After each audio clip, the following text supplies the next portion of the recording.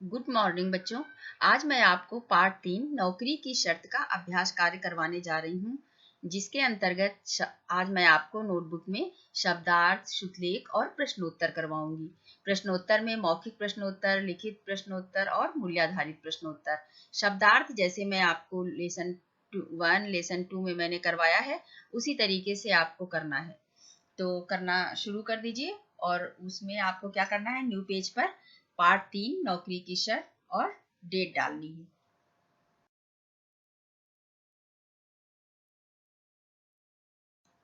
अब शब्दार्थ देखिए, जैसे मैंने आपको लेसन 1 लेसन 2 में करवाया है, उसी तरीके से आपको करना है। जैसे ऊपर आपने डाला होगा पाठ की संख्या, पार्ट 3, इसके बाद में शीर्षक पाठ का नौकरी की शर्त, और उसके नीचे आपको डालना है शब्दार्थ, फिर एक तरफ शब्द और दूसरी तरफ अर्थ और बीच में लाइन। इस तरीके से आपको नोटबुक में लिखना है। मैं यहाँ पर आपको बता रही हूँ, ये आपकी टेक्स्ट बुक में भी शब्दार्थ हैं। तो जैसे यहाँ पर क्या है, सुस्ताने। सुस्ताने का क्या अर्थ होता है, आराम करने। इसके बाद में 1 लाइन लीव करके आपको क्या लिखना है, झिड़का। झिड़का का क्या अर्थ होगा, शब्द में आप क्या लिखेंगे, झिड़का, और अर्थ की तरफ आप लिखेंगे डाटा, फिर कॉमा लगा देंगे और लिखेंगे फटकारा। इसके बाद अड़ियल। अड़ियल का क्या अर्थ होगा, बहुत जिद्दी। तो शब्द में आप लिखेंगे अड़ियल, और अर्थ में क्या लिखेंगे, बहुत जिद्दी। जो बहुत जिद्दी लोग होते हैं उनको क्या बोलते हैं, अड़ियल। इसके बाद है प्रस्ताव। प्रस्ताव किधर लिखेंगे, जिधर शब्द आपने लिखा है उधर की तरफ आप लिखेंगे प्रस्ताव। प्रस्ताव का क्या अर्थ होगा, बात, फिर कॉमा लगाइए, विचार। इसके बाद है दर्पण। दर्पण का क्या अर्थ होगा, आईना, शीशा। ये आप अर्थ में लिखेंगे। रत्ती भर। रत्ती भर का क्या अर्थ होता है, जरा सा, यानी बहुत थोड़ा सा। जैसे तो आप अर्थ में क्या लिखेंगे, जरा सा, और शब्द में क्या लिखेंगे, रत्ती भर। इसके बाद देखिए वाचन शुद्ध लेखन। वाचन शुद्ध लेखन लिखिए, और इसके बाद लाइन से 1 लाइन लीव करके, जैसे मैं आपको लिखवाती थी स्क्रीन पर, उसी तरीके से आपको लिखते चले जाना है। तो सबसे पहले लिखेंगे स्थिति, इसके बाद स्वयं, सीढ़ियों, सुस्ताने, प्रस्ताव, डांटते, इंतजाम, परछत्ती, स्टार्ट। ये जो उस पाठ में आपके कठिन शब्द आए हैं वो लिखे हुए हैं। इनको लिखने के बाद में आप रफ नोटबुक पर बार बार बोल के और लिख के इसका अभ्यास करिएगा।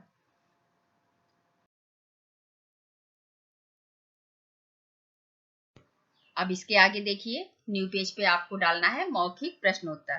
प्रश्न नंबर 1, आरंभ में लेखक की क्या स्थिति थी। उत्तर है, आरंभ में लेखक की भूखों मरने की स्थिति थी। जैसे मैंने आपको पाठ में पढ़ाया था ना, कि उसकी भूखों मरने की स्थिति हो गई थी क्योंकि वो बेरोजगार था। प्रश्न 2 में क्या है, भिखारी की बात सुनकर लेखक ने क्या सोचा। उत्तर, भिखारी की बात सुनकर लेखक ने सोचा कि जब तक नौकरी नहीं मिलती तब तक क्यों ना उसके साथ रहकर वही पेशा अपनाया जाए, जो भिखारी का पेशा है वही अपनाया जाए, ऐसा लेखक ने सोचा। प्रश्न नंबर 3, लेखक स्वयं को दर्पण में देखकर क्यों हंसा। उत्तर, लेखक ये जानना चाहता था कि मित्र का कथन सही है या नहीं, इसलिए वो स्वयं को दर्पण में देखकर हंसा।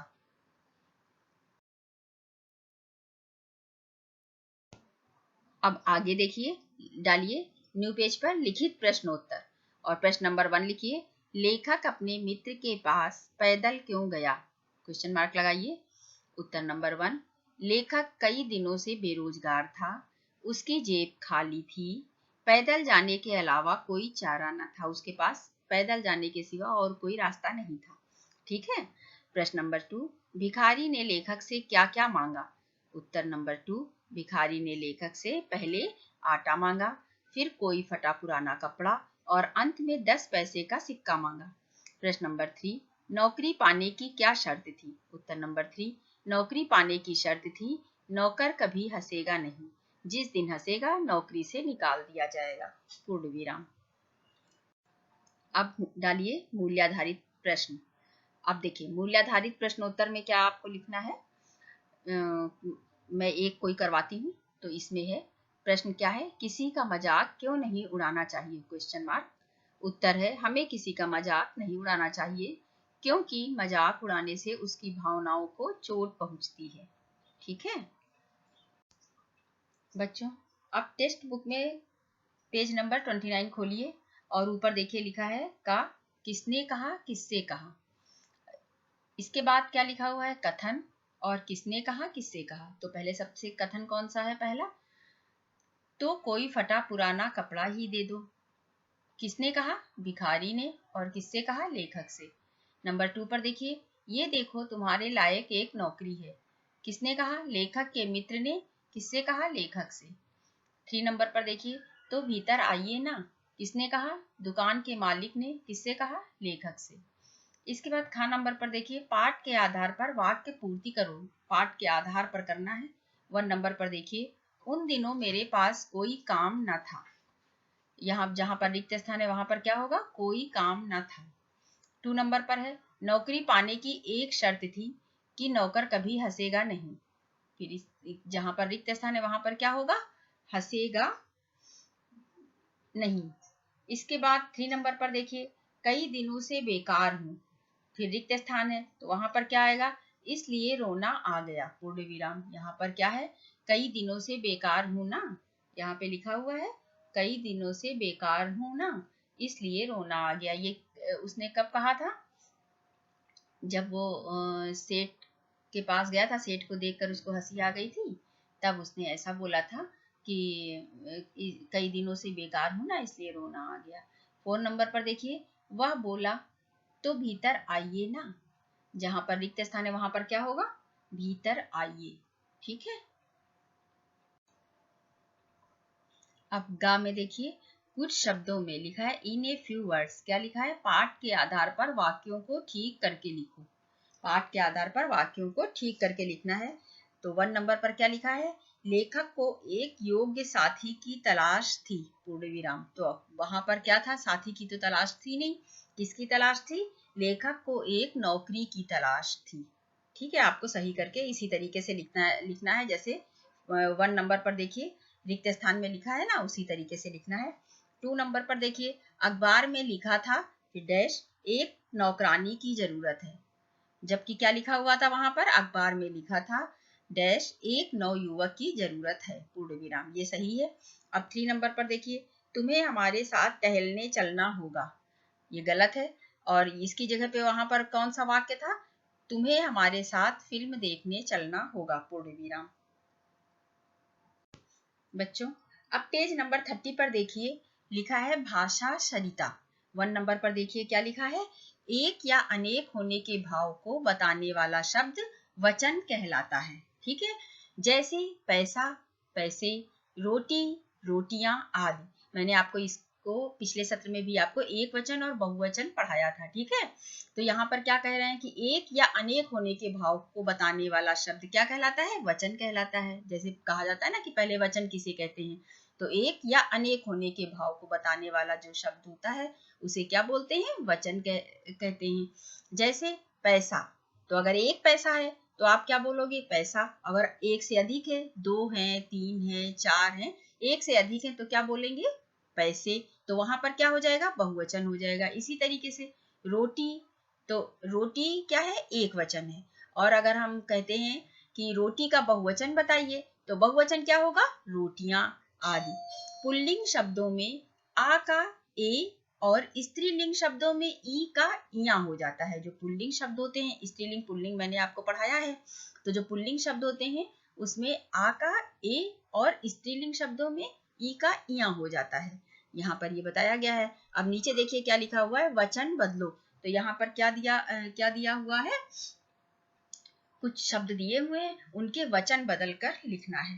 ठीक है, तो अब जैसे यहाँ पर है तांगा, तो ये क्या है, तांगा क्या है, एक वचन है और इसका बहुवचन क्या होगा, तांगे। कटोरा, कटोरे, एक वचन है कटोरा और बहुवचन होगा कटोरे। कपड़ा एक वचन है और कपड़े बहुवचन है। दरवाजा एक वचन है, दरवाजे बहुवचन है।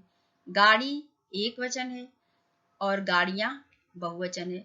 सीढ़ी, कोई एक सीढ़ी है तो उसको क्या बोलोगे, सीढ़ी।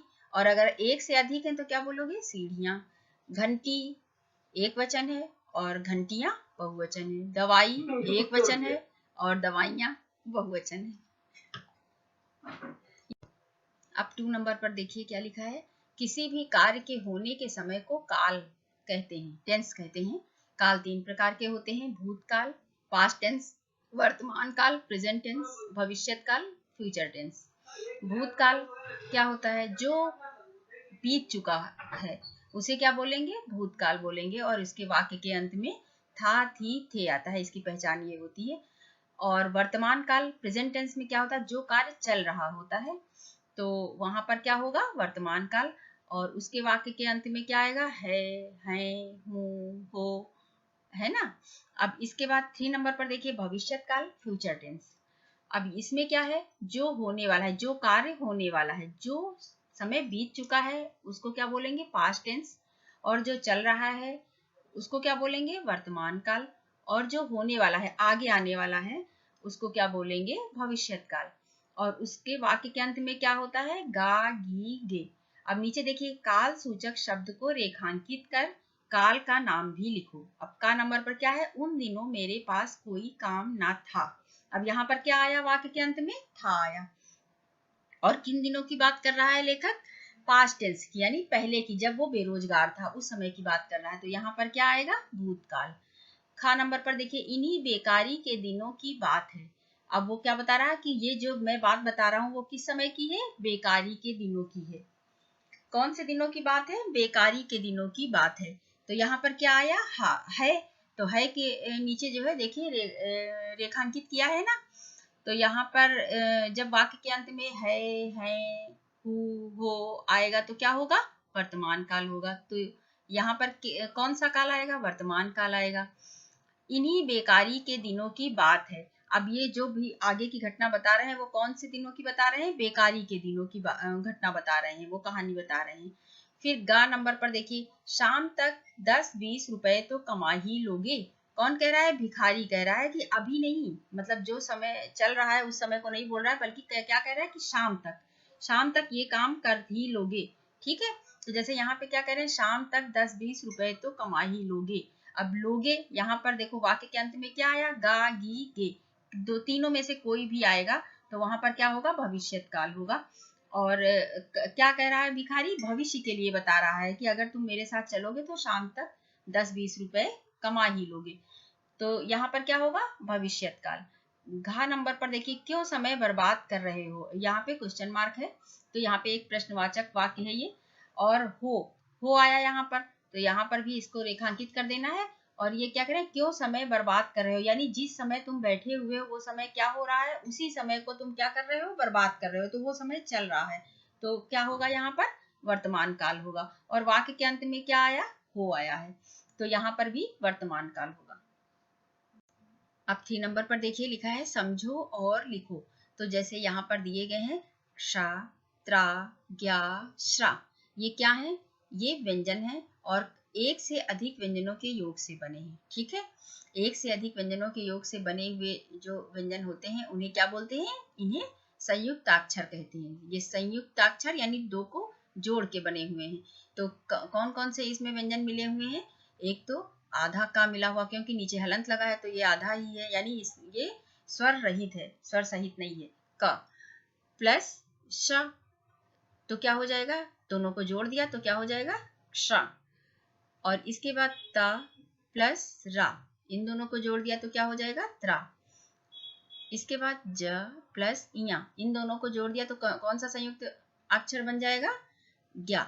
इसके बाद श प्लस र, इन दोनों को जोड़ दिया, दोनों व्यंजनों को जोड़ दिया तो कौन सा संयुक्त अक्षर बनेगा, श्रा।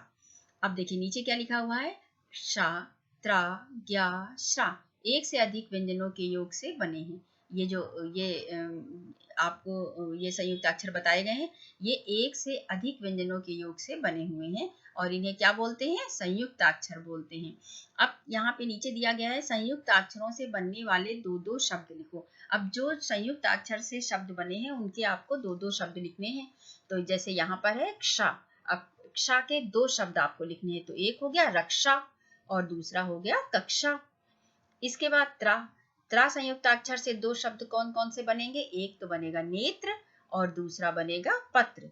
इसी तरीके से ज्ञा, ज्ञा संयुक्त अक्षर से दो शब्द कौन कौन से बनेंगे, ज्ञान, विज्ञान। इसके बाद शा, शा संयुक्त अक्षर से कौन से दो शब्द बनेंगे, श्रम, श्रेणी। अब आगे देखिए, विषय संवर्धन गतिविधियां, सब्जेक्ट इनरिचमेंट एक्टिविटीज। तो मैं आपको कोई एक करवाती हूँ, रुचि के अनुसार कोई एक करो। तो इसमें से जो भी सबसे ज़्यादा अच्छी लगती है वही मैं एक आपको करवा देती हूँ। इस बार मैं आपको फर्स्ट नंबर की करवाती हूँ। डू एनीवन ऊपर देखिए लिखा है ना। नीचे दी गई कविता में एक मोटे सेठ की कहानी है। जैसे लगता है कि एक मोटा सेठ है, उसी की कहानी को कविता में परिवर्तित कर दिया गया है। याद करके कक्षा में सुनाओ, तो इसे आप याद कर लीजिएगा और जब मैं ऑनलाइन क्लास आपकी लेती हूँ तो मैं आपसे सुन लूंगी। मैं हूँ लाला मोटू राम, खाते रहना मेरा काम, दिन भर करता हूँ आराम, खटिया में ही मेरे राम, बैठा रहता सुबह शाम, उठता हूँ तो गिरूं धड़ाम, दो अक्षर का मेरा नाम, तोंदूराम तोंदूराम। तो बच्चों, आज का गृह कार्य है शब्दार्थ लिखने का अभ्यास करना और याद करना। जो शब्दार्थ मैंने लिखवाए हैं उनको लिखने का अभ्यास करना और उन्हें याद करना है आपको। शुद्धलेख लिखने का अभ्यास करना, शुद्धलेख लिखने की प्रैक्टिस करनी है आपको।